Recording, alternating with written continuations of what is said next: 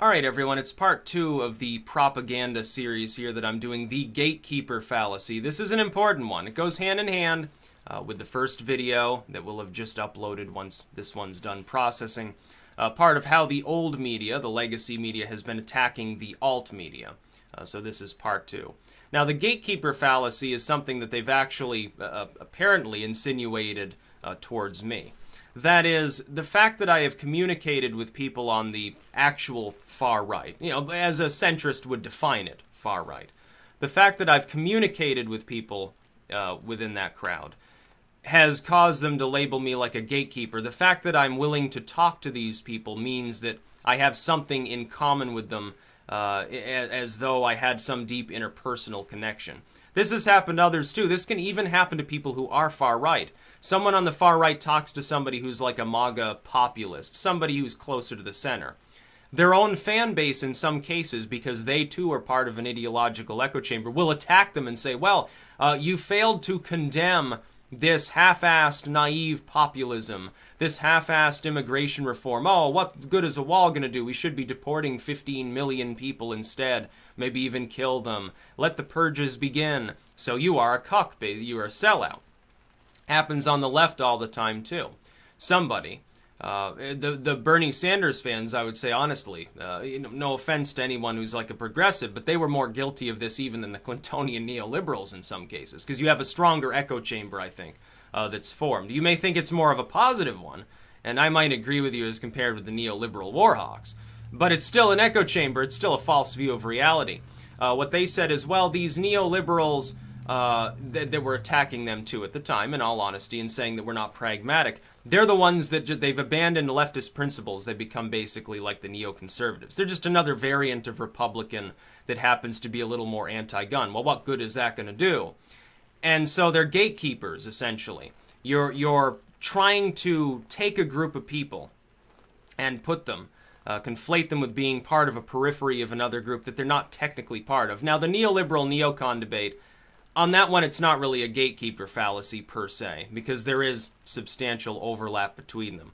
We know that the Republicans and Democrats in Congress, they go off to snort coke and drink rum together after a hard day of pretending to actually hate one another. And then they bang one another's wives and mistresses and staffers and, children and parents and stuff too. So it's not like that's entirely false when we're saying that they're similar. But as far as the alt media goes, what you have is a situation where people who have moderated views, people who have resisted the first fallacy we talked about, which is one-dimensionality, because they're clearly not one-dimensional, and even people that are part of an echo chamber sometimes will get that, generally speaking. So instead of trying to declare them part of an extremist group, the next best thing that the legacy media can do to people who are independent analysts is to put them at the periphery of a group. Say, well, they're not part of this group. A disclaimer. Styx Hexenhammer is not alt-right. Styx Hexenhammer is not extreme right. But he's a gatekeeper to these things because he's giving a platform to these people to speak. Now, think about the hypocrisy. I want you to think about one important principle that completely negates this fallacy. This is how we know that it's false. If you're making the claim that me talking to somebody on the far right means that they are gaining leverage because I am talking to them and exposing them to a new audience, it is also fundamentally exposing their audience, which is probably more, on the far right, to my views, which are more moderated, thereby, unless you assume that their argument is automatically more charismatic in form, I'm evening the odds there. Because some of their fans then glom on, and then they start adopting my views. Now, of course, both of these claims are ridiculous. What actually happens is that generally, if people are part of an echo chamber or they have their own ideology, it's very difficult. Even people in the center, it's difficult to change their ideology. It's very difficult to get somebody who has moderated views, the center left, center right, or they don't even care. They're like apolitical. It's very hard to get someone who's apolitical to care about politics. Just like it's very difficult to get someone who hates religion to become a Jesus worshiper.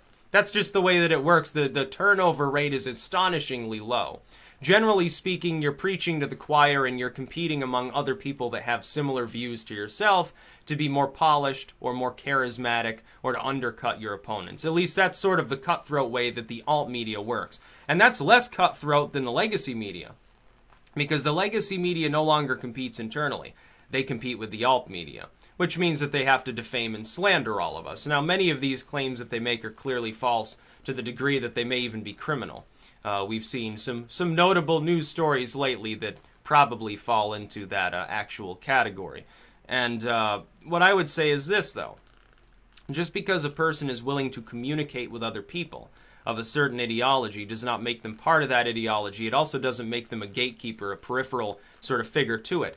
What they're doing is saying that I'll use myself as an anecdote, that because I have a large audience, and because a lot of people like my content, that somehow, despite the fact that I'm completely independent, I'm nobody's official, I'm nobody's leader, and I don't claim to be, I'm responsible for being very choosy in who I talk to, about what I speak of, and number 3, I have to disavow and condemn anybody who is considered by some other group to be slimy or scummy.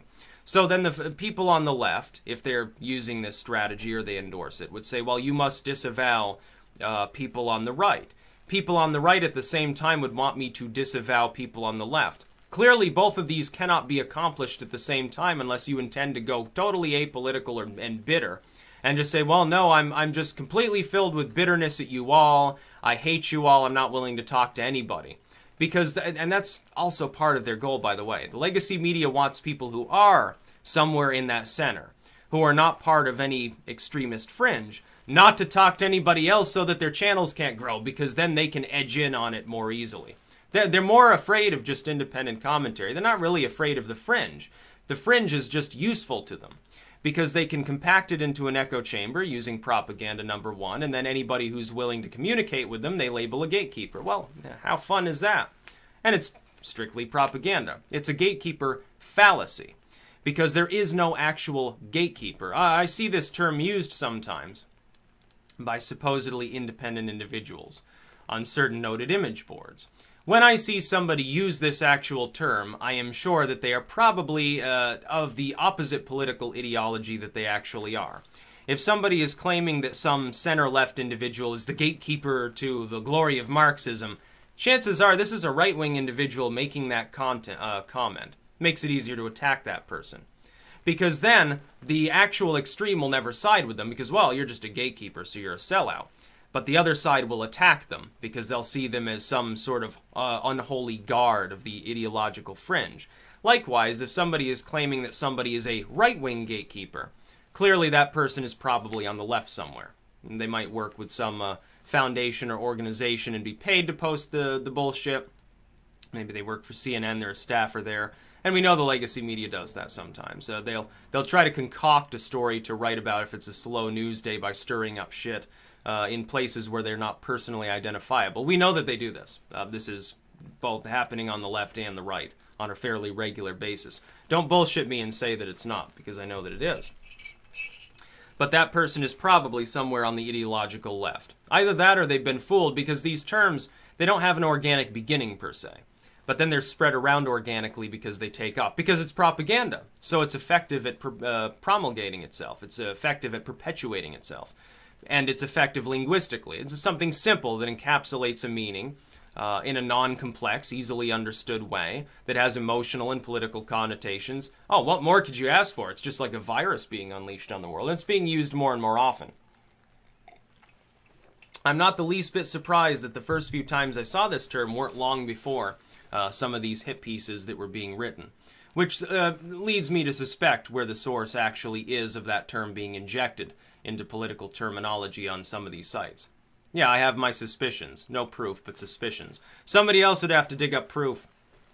I'm sure that if you looked at where people were connecting from on some of these anonymous image boards and making comments of a propagandistic nature, I'm pretty sure that some of them would come from DC. I'm pretty sure that some of them would come from the offices of certain important buildings within New York City as well. And probably Moscow, let's be completely honest. The Russian hacker story may be bullshit, but there are certainly Russian provocateurs online. That is true. They do have sock account armies, so don't kid yourself. But the gatekeeper fallacy is false.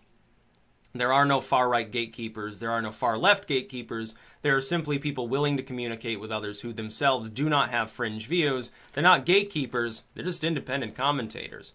But you wouldn't know that if you're listening to the propaganda. So that's strategy number 2. Now, parts 3 and 4 will come tomorrow. I'm not going to do 4 videos in a single day.